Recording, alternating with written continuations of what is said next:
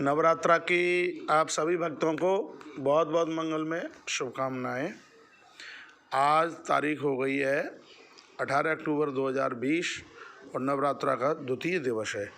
आइए हम आज ये चर्चा करते हैं कि नवरात्रा में कौन से दिन कौन सी वस्तु का भोग माता रानी को लगना चाहिए जिससे माँ अति प्रसन्न होती है। तो सुन लीजिए, नवरात्रा के पहले दिन घी का भोग लगाएं जिसके द्वारा कष्टों की निवृत्ति होती है। नवरात्रा के दूसरे दिन यानी आज माँ का शक्कर का भोग लगाएं जिससे दीर्घ आयु की प्राप्ति होती है।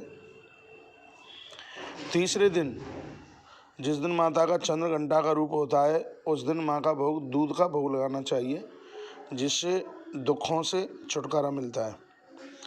चौथे दिन माता का रूप होता है कुष्मांडा, उस दिन मालपुआ का भोग लगाएं मैया का तो संपूर्ण प्रकार की समस्याओं का समाधान होता है।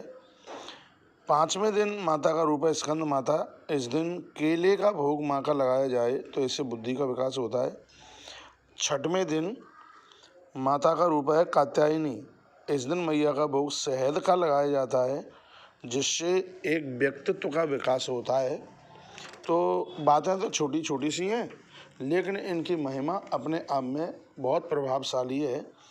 उसके तत्पश्चात सातवां रूप है मैया का कालरात्रि जयंती मंगला काली भद्रकाली कपालिनी दुर्गा क्षमा शिवा धात्री स्वाहा सुधा नमस्तुते।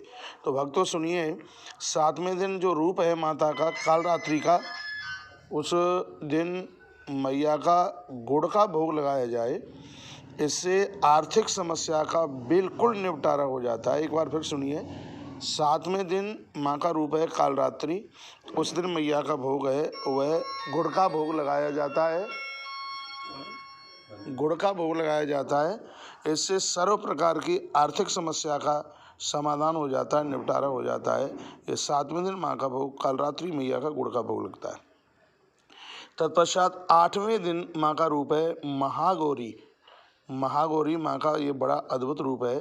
इस दिन माता का जो भोग है नारियल, हलवा, चना, इन सब चीज़ों का भोग लगता है जिससे घर में तमाम प्रकार की सुख समृद्धि प्राप्त होती है। बहुत ध्यान से सुनिए। प्रथमम शैलपुत्री च, द्वितीयम ब्रह्मचारिणी, तृतीयम चंद्रघंटेति, कुसुमांडे चतुर्थम, पंचम स्कंदमातेति, षष्ठम कात्यायनी च, सप्तम कालरात्रि महागौरी चाष्टमम, नवम सिद्धिदात्री च, नवदुर्गा प्रकीर्तिता। ये नवरात्रा में माँ के 9 रूप हैं। 9वां रूप है सिद्धिदात्री। इस दिन विविध प्रकार के मिष्टान और पकवानों का माँ को भोग लगता है, जैसे खीर है, पूड़ी है, ये समग्र सामग्री बना करके माँ का भोग नौमी के दिन ये लगाया जाता है।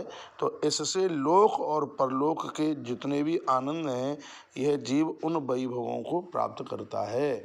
इसलिए आप नौमी तक, प्रतिपदा से लेकर के नवमी तक इस प्रकार से यदि माँ का भोग लगाते हैं, माँ को वंदन और पूजा करते हैं तो सर्व प्रकार के ऐश्वर्य की प्राप्ति होती है। मुझे विश्वास है आज की इस वीडियो से सुन करके आप जरूर संतुष्ट हुए होंगे। तो कल का दिन निकल गया, कोई बात नहीं है, आज आप कल का भी भोग और आज का भी भोग, ये दोनों भोग माँ को लगा दीजिए। जैसे कल का घी का भोग था, एक कटोरी में थोड़ा सा उसमें घी रखिएगा, और आज का भोग है शक्कर का, तो ये घी और शक्कर दोनों मिलाकर माँ का भोग लगा दीजिए। फिर इस हिसाब से 9 दिन तक माँ का यदि इस प्रकार से भोग लगाया जाता है तो माँ अपनी संपूर्ण कृपा की बरसात कर देती है, जिससे व्यक्ति दिन दूना रात्रि चौगुने के रूप में उभरता है।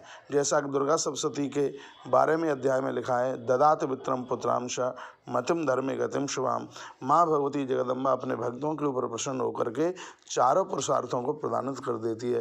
धर्म, अर्थ, काम और मोक्ष ये सब प्राप्त करा देती है। हम सनातन धर्मावलंबी हैं, हमारी और आपकी ये तो सब माँ के प्रति, देवताओं के प्रति हमारी श्रद्धा है। और देखिए, श्रद्धा बिना धर्म नहीं होई, श्रद्धा के बिना तो कुछ संभव है ही नहीं। तो आप अवश्य में ये ऐसा कीजिए जिससे माँ अति प्रसन्न होगी और अपनी अहेतु की कृपा का वर्षण करेगी। आज की वीडियो में बस इतना सा ही है। यदि आज का ये प्रोग्राम आपको बढ़िया लगा है तो आप वीडियो को आगे शेयर भी कीजिए और इसको लाइक करना ना भूलें। और आप आज नए जुड़े हुए हैं भक्त, तो कृपया चैनल को सब्सक्राइब कीजिए, फिर हम हर अपडेट आपके पास पहुंचा सकें। इन्हीं शब्दों के साथ जय माता दी, जय श्री कृष्णा, जय श्री राम, जय गौ माता, जय राधे श्याम।